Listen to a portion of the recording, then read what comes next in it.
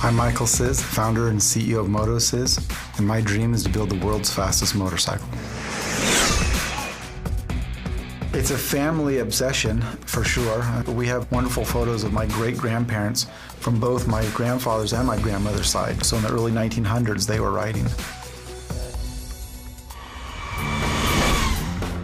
If you love motorcycles and you love engineering and designing motorcycles, you really need to look at the sustainable aspect to them. Somebody's got to take those first steps, and somebody's got to take those first arrows. Riding a motorcycle at speeds up to or in excess of 200 miles an hour on an electric bike is a completely different experience than on an internal combustion engine. On the electric bike, it's extremely calm. It's much more zen-like, and basically all you hear is air, which is surprisingly loud at 200 miles an hour.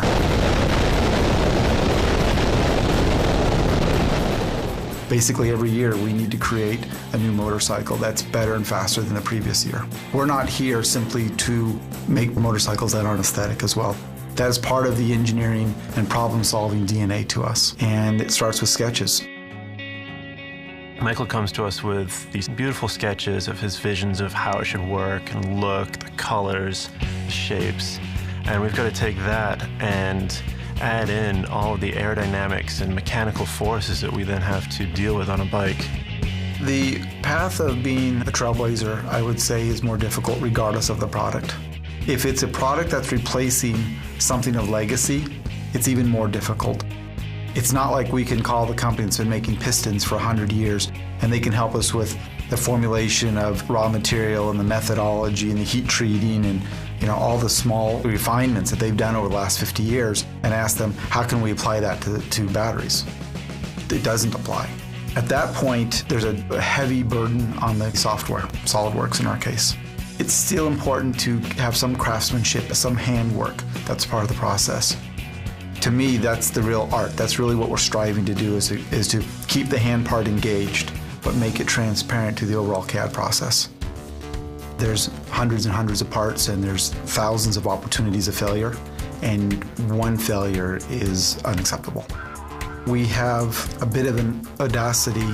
We dream big, think big, and want to take the big step. You need the tools of the powerful modeling programs like SolidWorks to do that. Michael came to us and he said, listen, we're overweight on the bike. If we're going to win the Isle of Man, we need to get the weight out. And we started looking at the big chunks. One of the biggest areas on the bike is the swing arm. We began using the finite element software to really optimize that. Applied loads and constraints to the model. All those dark areas, that's where we needed to remove the meat.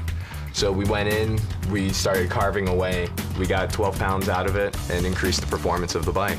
Michael approached me and he said, I've been thinking about the suspension on the bike and I want to do something novel. I'd like to look into taking the springs and dampers and moving them up to where the tank would be on a normal motorcycle, because we don't have gas, so what are we going to put there, right? So we talked about putting the suspension up there. The SolidWorks software really helped us to approach it very quickly. We started with just basic sketches, figuring out, can we get the geometry to work? Can we get the forces to work? Our bike development time was 4 months. There's no way we could have done it without the tools that SolidWorks brought to the table. There's just no way. SolidWorks has allowed us to basically go down this clean sheet path and come out on the other side of it with a bike that literally goes together first try, which is amazing.